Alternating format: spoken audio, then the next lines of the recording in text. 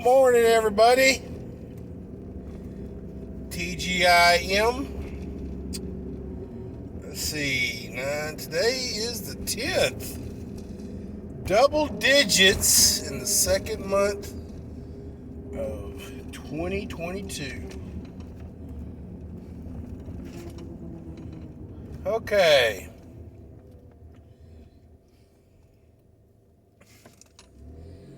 I want to talk a little bit about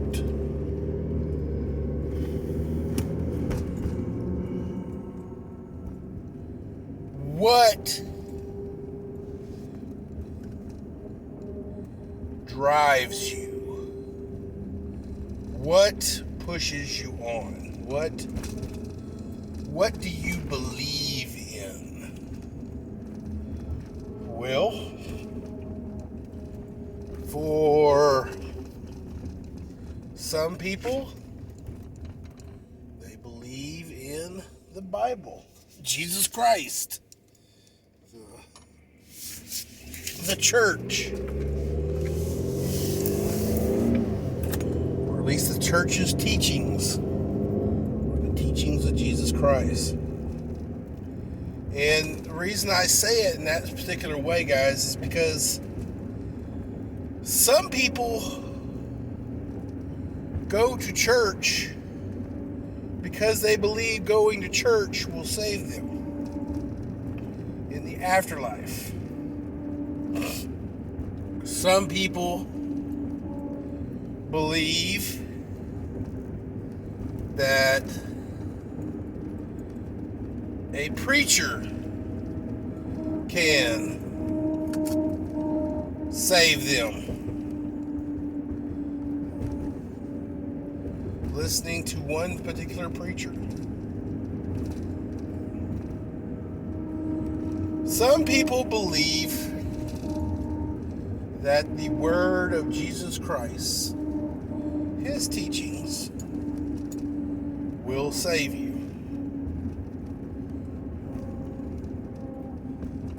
Now, what do I believe? I believe the third of that right there. The word of Jesus Christ came in, turned off the Old Testament, the Mosaic Law, and gave us the New Testament, wiping away the sins that the Mosaic Law is supposed to have, gave you a path to forgiveness and salvation, to a more faith-based road to salvation. But guys, even though the Bible says that Jesus said,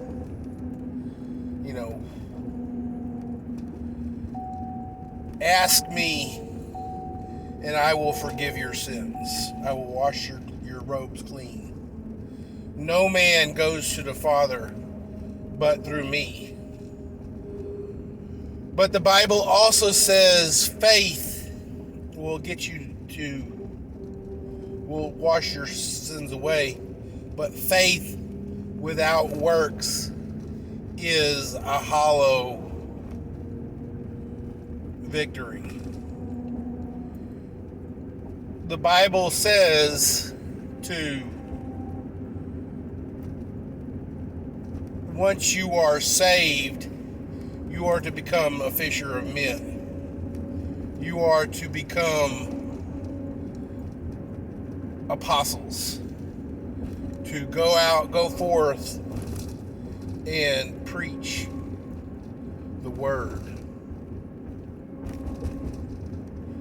If all you care about is getting your monkey butt into a pew somewhere in a church and getting your good word and going about your day, that is 100% selfish.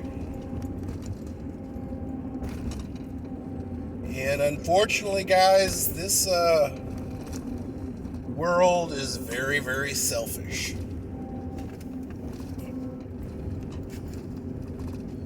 Okay, let's move away from religion. What do you believe in?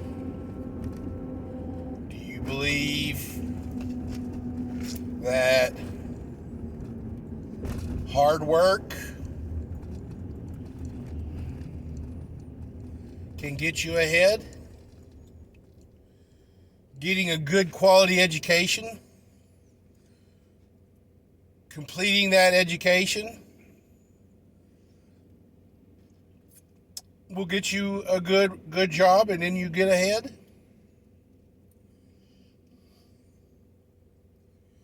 Do you believe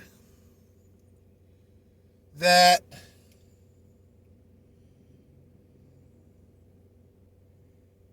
the world is out to get you?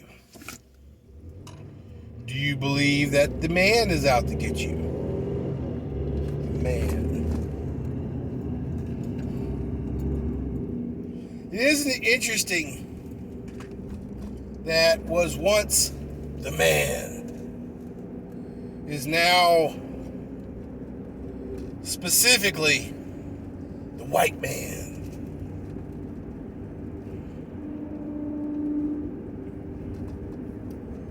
Do you believe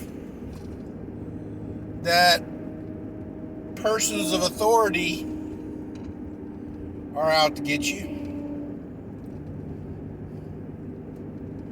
Do you believe civil servants are out to get you?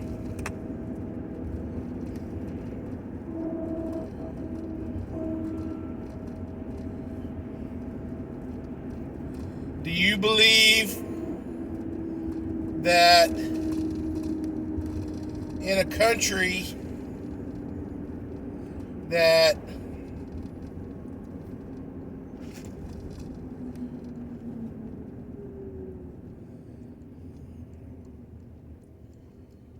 a man can be born in abject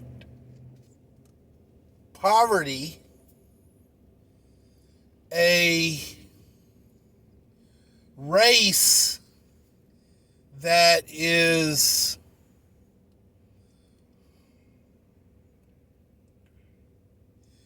that society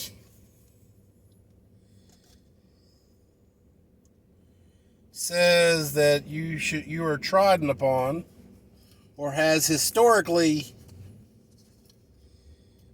been trodden upon, can come up from nothing and be one of the most recognized persons in America. And I'm talking about Morgan Freeman.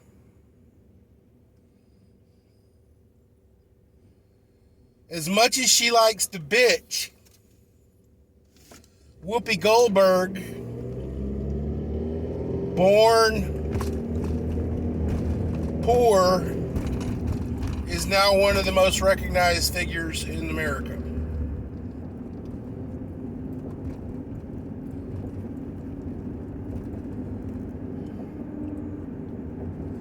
And yet, Whoopi Goldberg believes she is repressed in this world. But Morgan Freeman, if you listen to his interviews, he's like, no, I am not repressed. I have all of my wants that I need. You know, he overcame what, his peers probably believed, was an oppression. Became a successful actor and is now one of the most recognized voices and faces in the world today. Whoopi Goldberg did the same thing, and yet now she speaks as if she is being oppressed.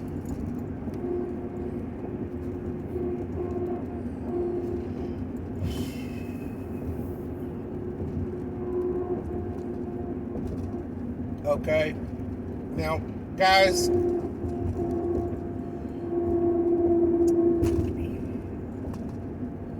let me ask you something. Those of you who are angry at the world, are angry at the political situation, are angry at society, are angry at the situation you find yourself in, either through how you were born, where the social strata in which you were born, or so forth.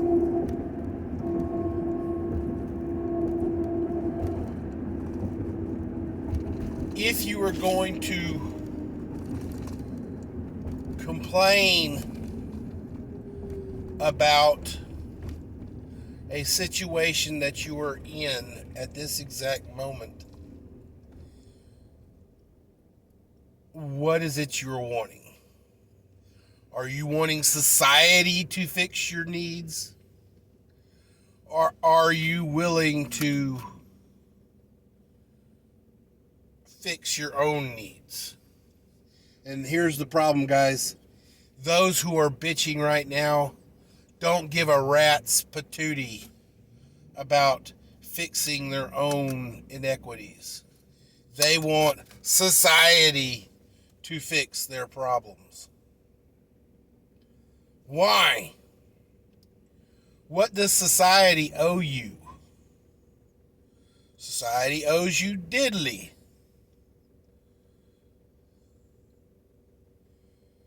Those of you young people who are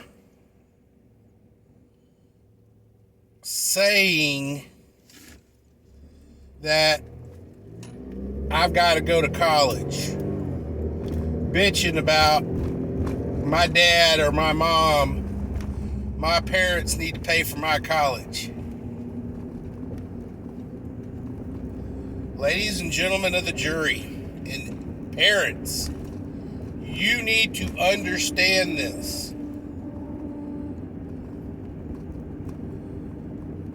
Biblically, societally, historically, all you as mom and dad are required to do, put a roof over their head, 3 squares in their stomach, or some food in their stomach, clean water, and basically keep them alive.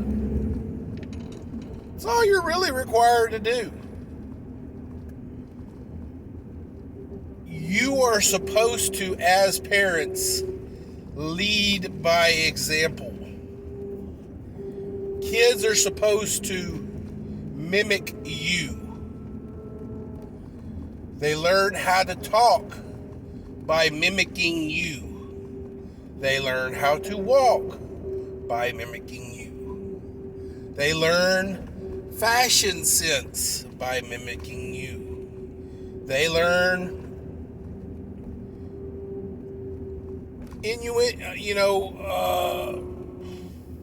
idiosyncrasies by watching you. They learn responsibility by watching you. You don't have to do a damn thing.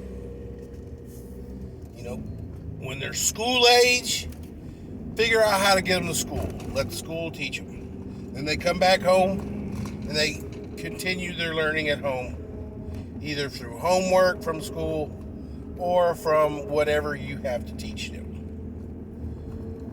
Kids, mom and dad don't have to pay for your college.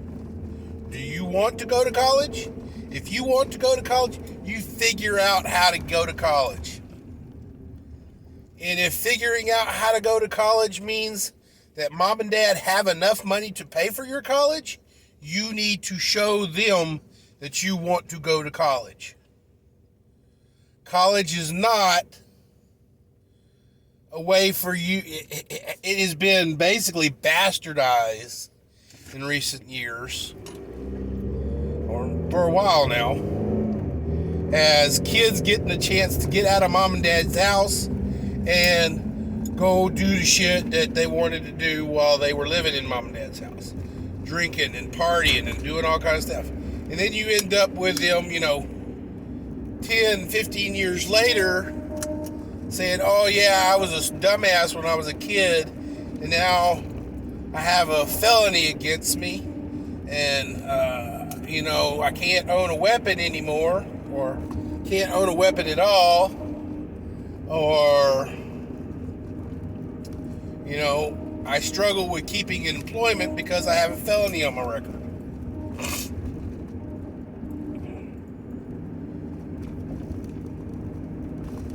I am not saying kids don't need to unwind every so often. And being young is the time to do dumb things. But doing dumb things has a limit. You don't want to regret your dumb things you did as a kid when you're out of school and an adult, or you do dumb things and get kicked out of school.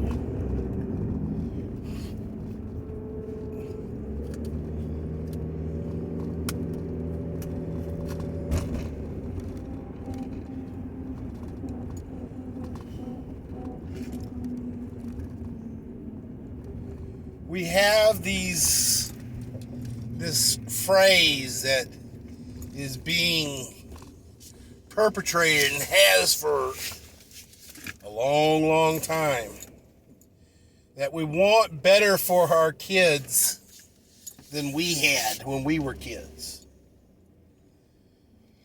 And as noble as that saying may seem,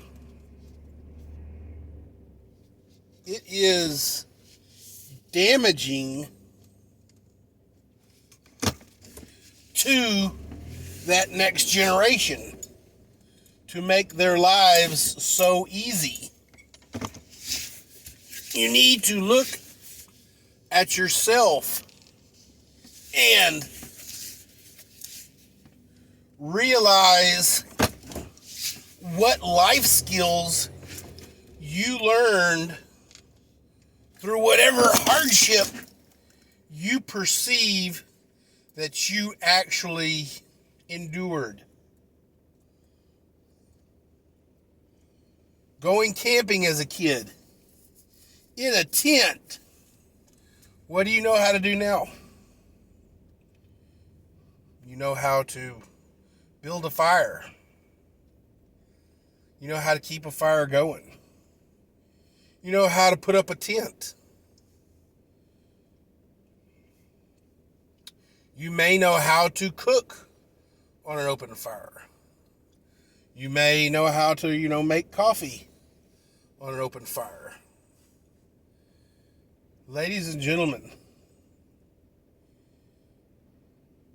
you can then take that knowledge that you learned and afford that to your kids. Can you honestly tell me that your kids know how to make a fire?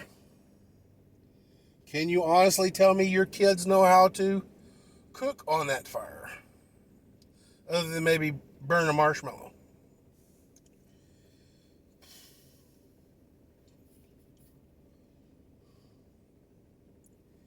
Ladies and gentlemen of the jury, hardship is not a bad thing. Hardships are learning experiences. And why are they hard? Because you do not know what you're doing at the time. You are learning. Learning is never meant to be easy. Or in some cases it can be, but most of the time learning needs to be a struggle in some ways, or you don't learn it. Time to go get my shots, guys. Let's go, Brandon.